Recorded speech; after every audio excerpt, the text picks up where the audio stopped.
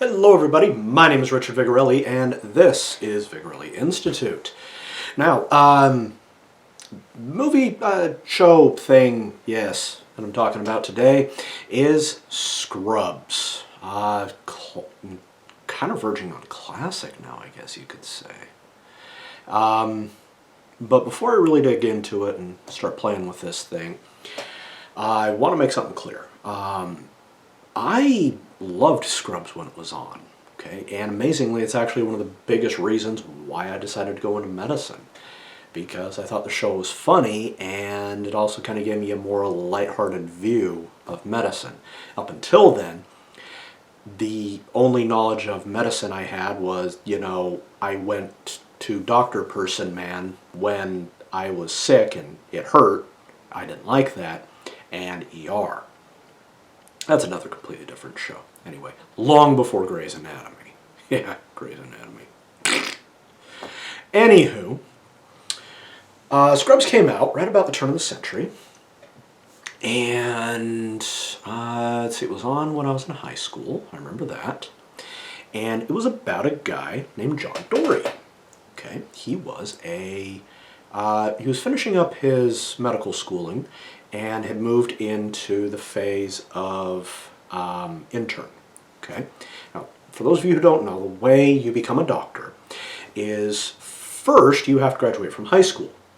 Then you have to go to an undergraduate school and get a degree in some kind of physical discipline, biology, chemistry, physics, things like that. Usually bio and chem. Okay? So then when you're done with that, you apply for medical school. First thing you have to do is pass a thing called an MCAT. Okay? Assuming you pass the MCAT, then you are permitted to apply to medical school. Once you are in medical school, you go for about 4 to 6 years, okay, depending on what you decide your specialty to be. And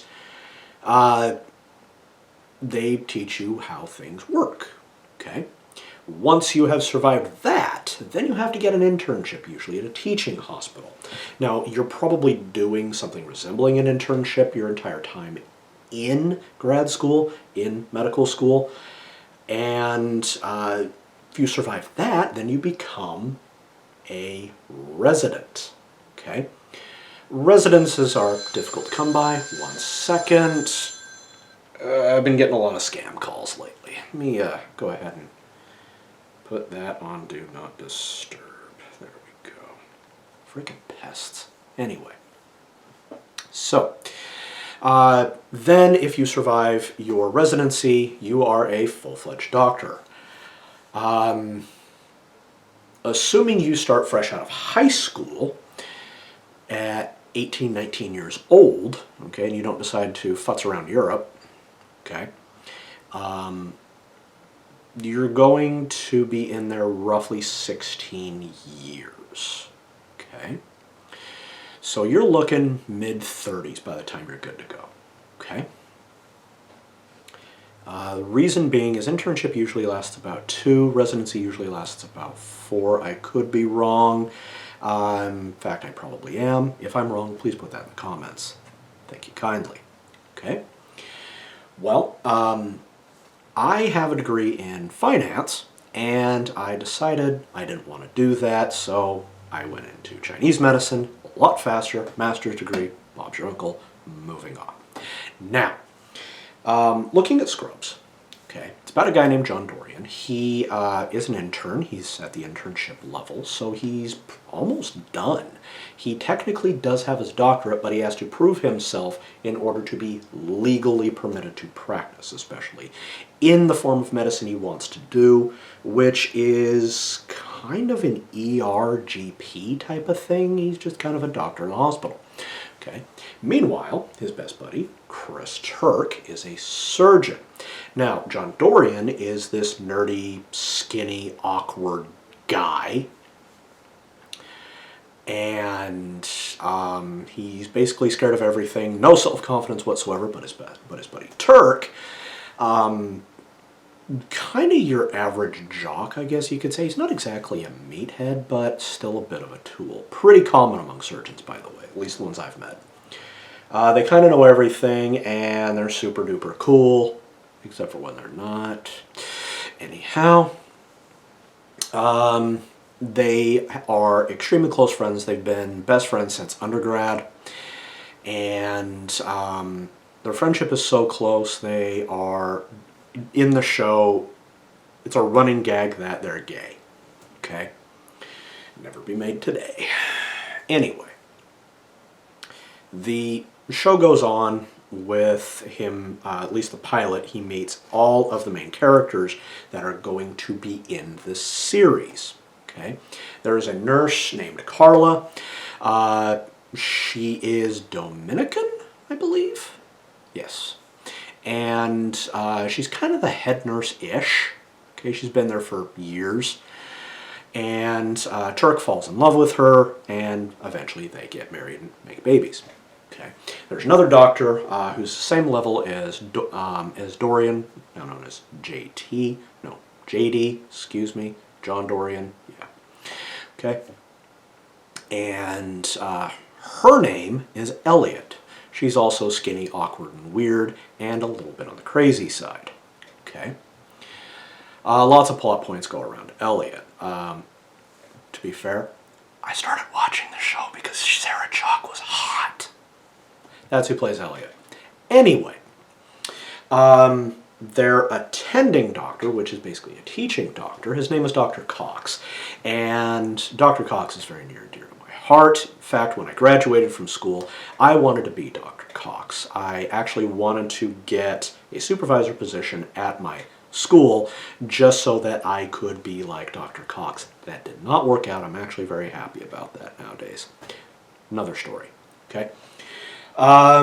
Second to last character is the chief doctor of the whole place. His name is Dr. Kelso. The guy's an old pervert. Yeah. Okay. And then you have the janitor. He actually has no name in the series, although it may or may not be Tom. Lots of hijinks ensue. Now, here's the thing. Okay. Scrubs is a comedy. It is meant to poke fun at things. Okay? I get that. Okay? And it is meant to laugh at the idiot on the screen doing something stupid for stupid reasons in medical setting. Okay? Yeah. We're going to take a look at this. Okay? Now, when I very first watched it, I loved the show. I thought it was hilarious. A lot of ways I still do, but now I'm a little bit older and wiser, and I've worked in medicine myself. Granted, I'm not working in a hospital by any means, even though I would love to doing what I do. I think it'd be really cool doing pre and post-op, and also, helping patient de-stress and whatnot. Most hospitals won't let you in, just the way it is. Okay.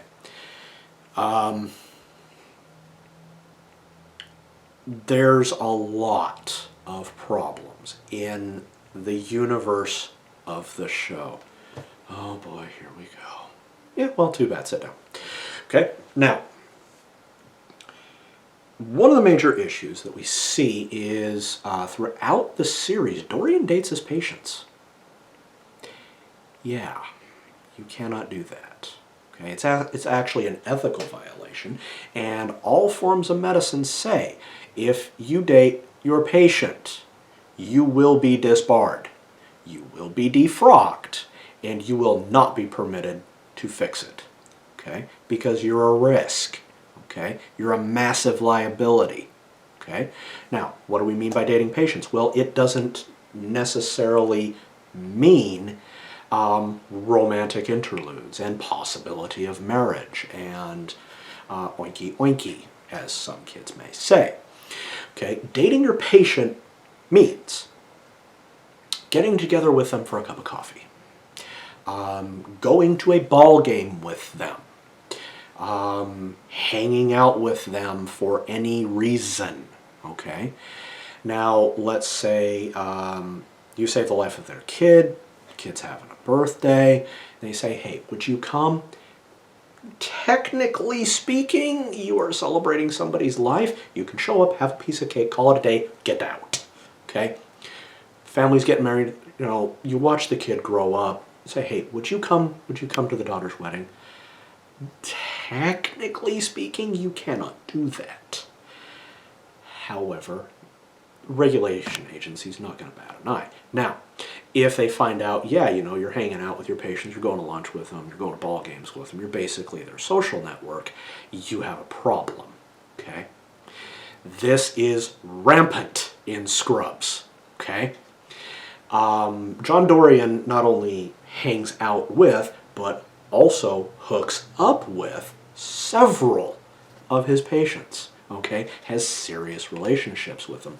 One patient, one woman he dates, she's really, really pretty, but her husband is like in a coma and dying. And basically the week after the dude expires, he gets together with the widow. Classy. Just top notch, bro. Yeah. Whoa. Okay. Also, one of the things that hospitals usually do discourage is what's called fraternization. Okay. That is, you are not actually allowed to date someone you work with. Okay? Especially if you have the possibility of seeing each other during your duties and, you work and if you have a variance in ranks. Same thing goes in the military. Okay? That's actually where they got the idea, because it breaks down certain hierarchies that need to be maintained so that there's not questions as to who holds your loyalties. Okay? So, the relationship between Chris Turk and Carla Espinosa? Yeah. Would actually flag them both for termination. At least one of them, okay? They would be brought up on discipline, and they would be advised it is not a good idea for you two to be dating because you do work together. One of you will have to transfer to a sister facility, or you have to call it off. And if you do not call it off, you will both be removed from practicing here. They can't go after their license for it. Okay, usually. And some jurisdictions might, but from my knowledge, it's not that big of a deal. It's not like dating your patient. Okay. Now,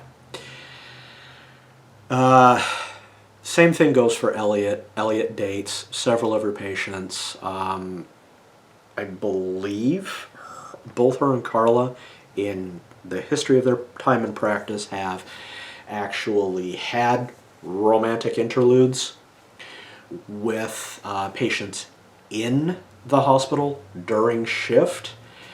Yeah, you can't do that. Very unprofessional. It's high misconduct. Okay, so wouldn't actually work. Okay.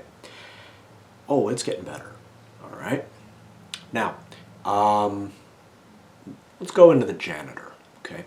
Now, the janitor repeatedly harasses, injures, and impedes several members of the staff. Most notably Dorian, and he causes kind of general chaos within the hospital itself. The hospital is routinely left dirty, unkempt, and oftentimes physical hazards are in place. Okay, such as a giant hole in the parking lot filled with water.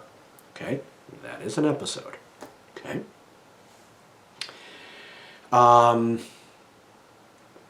All doing so can cost people's lives, because what he is doing is making it difficult to impossible for any given doctor within the hospital to do their job, and could cause further injury or distress to any person, be they doctor, nurse, or civilian within the hospital.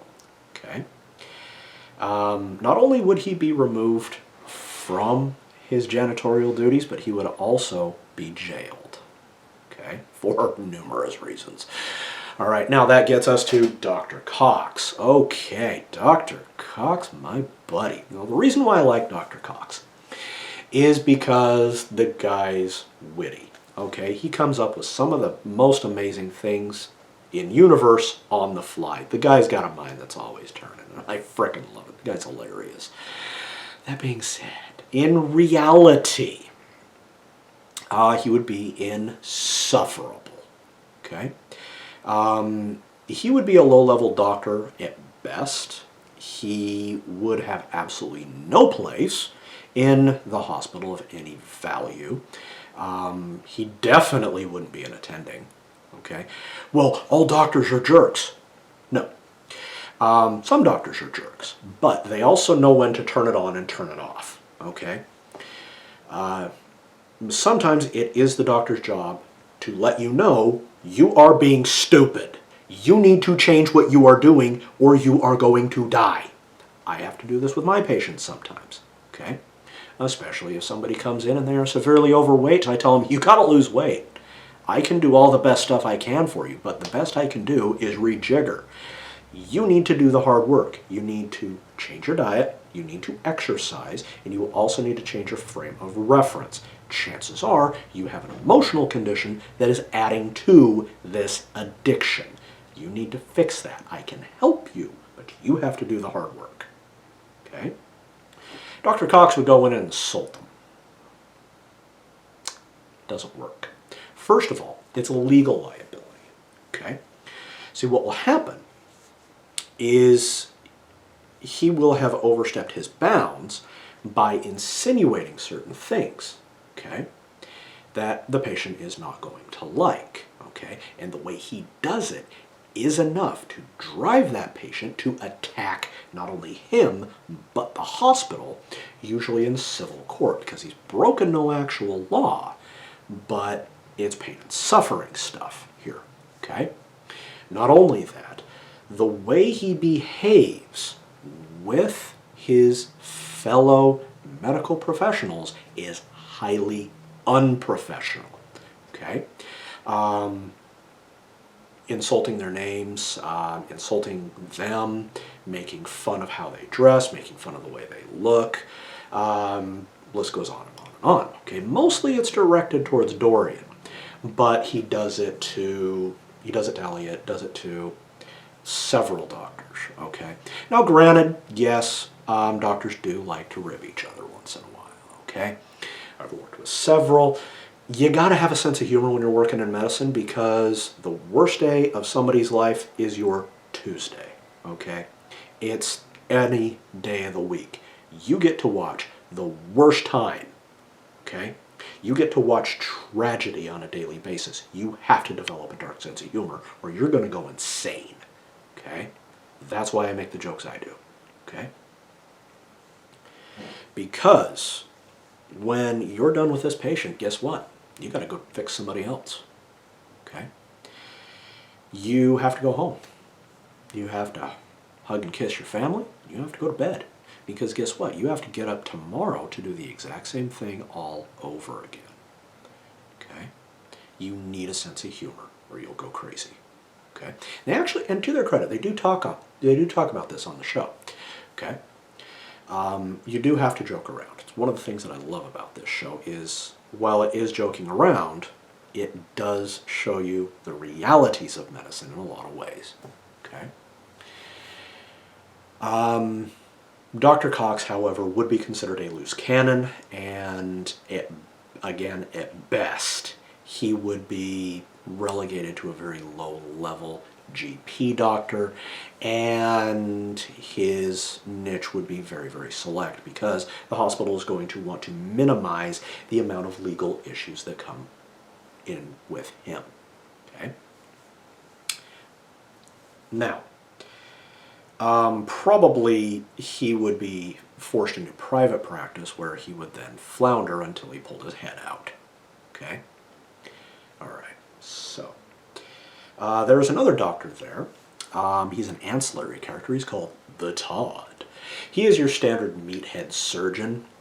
However, for the sake of comedy, they cranked the meathead levels up to stupid. Yeah, the guy's an idiot. Okay. He walks around constantly with ripped sleeves off the scrub, showing off the, because he's all muscular and whatnot. And the guy's a total pervert. Okay, he sexually harasses the nurses, sexually harasses the doctors. I don't care how funny it is, even in the late 90s, turn of the century, into the noughts, that would not have been acceptable, okay? Hell, it wouldn't have been acceptable in the 80s, okay? You can't walk around making innuendos and whatnot at people because you think it's funny. You can't walk around and smack stuff out of their hands. You can't walk around and grab them and ogle them and stuff like that, okay? And no one deserves to work in an environment like that. So, the Todd would not be permitted to work there.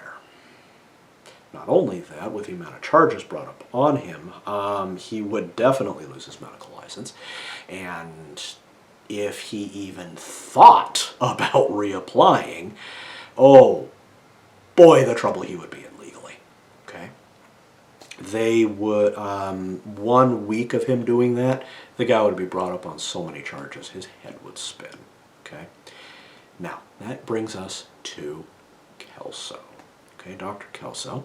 He's old. He's like in his 60s or 70s during the show. He actually retires during the last NBC season. And he's only does a cameo in the ABC season. The ABC season was terrible. That's why it got canceled. By the way, that was season 10 or 11, I forget. Anyway. They had a couple of funny moments, but it was just a rehash of the same. And it was just like, nobody cared. Anyhow. Kelso is, yes, a product of his time. Back in the 70s, all the stuff that Todd does in the show would have been normal. Okay? Hooking up with the nurses would have been normal. Okay? By the way, it does happen, but if you get caught, you're in trouble. Okay?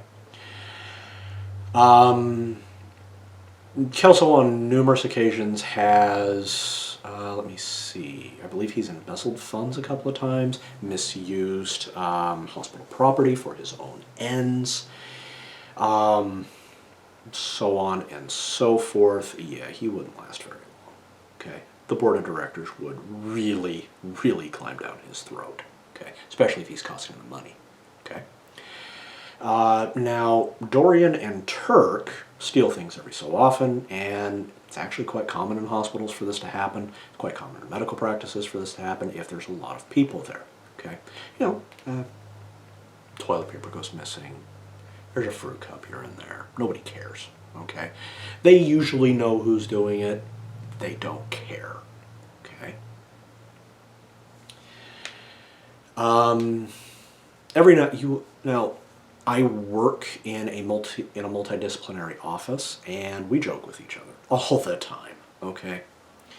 Every now and again, somebody will let a swear slip loose, but it's usually nothing major, okay? And they usually go, sorry, excuse me, okay? That's a professional thing to do, okay? We do talk about our families, and we talk about our pets and our houses, and little projects that we get up to, okay? That's actually very normal office banter. It's totally normal, okay?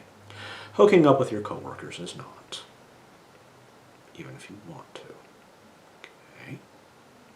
So, that's about all I've got to say for Scrubs. Now, that also doesn't really get into the proto-woke stuff, but I talked about that before.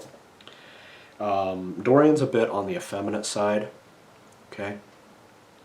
And so is Turk in a lot of ways. Turk is a little bit more manly because, well, Turk's black, okay? And I'm not really sure if that's a thing that's important or not, but, you know, I thought I'd mention it. Yeah. Dorian's this skinny white guy. Okay. And Elliot is this blonde chick. She's rail thin. Okay. That being said, you know, again, Sarah Chalke, absolutely gorgeous. Woof. Okay. Now, Carla's actually not a good person. Okay. She's verbally and emotionally abusive to Turk after they get together. She routinely yells at Elliot and Dorian, insults them. She has this need to step into everything, and I gotta tell you, it actually would not be tolerated. She would actually not be the favorite of the nurses. She also would probably not be the favorite of anybody. She'd probably be ostracized within the culture of the business. She, Turk would probably dump her a few months into the relationship. Okay, let's assume that they were permitted to actually date. Their relationship would not last very long. Okay, and that is because of her psych profile. Okay, she is one of these people that thinks she's perfect and that everyone needs to listen to her and that everything that they do is inherently wrong. Okay, and she is always right. Nobody would get on with that. Okay. Chances are they wouldn't necessarily fire her because I'm willing to bet she's actually halfway decent at her job. She might earn her way into a top posting, but I kind of doubt that she would be working a whole lot. They would probably slash her shifts, pass her up for promotions, and eventually she would be forced to leave for whatever reason. Okay, either voluntarily or involuntarily. Okay, so that's just my thoughts on Scrubs. Okay, if you want to watch it, I believe it's on Prime. Okay, given that I now work in medicine, I watch it. I'm just like, ew. Also, there's a lot of references in there that have not aged well. Oh boy, wow, is that thing past its prime? Like, wow. So. Feel free to watch it if you want to. Feel free to yell at me in the comments. By all means, please do. Okay? If you like what I do, feel free to support me. You can visit my websites at vigintmed.com and vimandvigorelli.com, where you can have gateways to purchase things like this flag that's sitting behind me, which is the flag of Corsica. Let me turn so you can see a little bit better. There you go. And other such things. I've actually got the flag of Australia that I'm going to be putting up here in the next few weeks. By the way, Australia, if you would like to actually pull the trigger, well, bad choice of words, on changing your flag, mine is up for licensing. Absolutely. Yeah. Happy to help out, guys. Okay. Lots of stuff you can purchase there. There's artwork. There are cozies and other such things, all with logos from my book series. The Dorian Estrapio series, book 1 is out. It's called The Hidden Race, and there are also some lore books out. I'm working on book 2 right now.